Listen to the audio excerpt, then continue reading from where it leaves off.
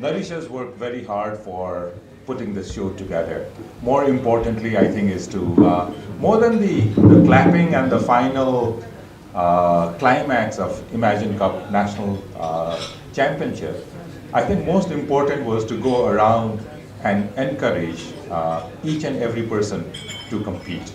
Because competitions are always very difficult. No one wants to lose.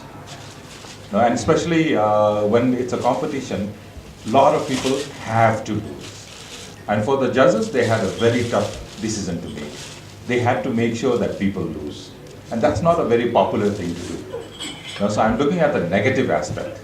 The positive aspect, Gopal was saying, he made pretty good friends, and the focus was on pretty. So, and he was only looking at all of the pretty friends around. So, I hope you continue your journey with pretty friends, but also more prettier solutions. I think I have literally spent my life working with youths, especially the last 7, 8 years, and I've seen a progression of making sure that we make a difference in your lives.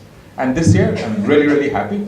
For the first time, UNICEF, unfortunately, our judge from UNICEF had to leave,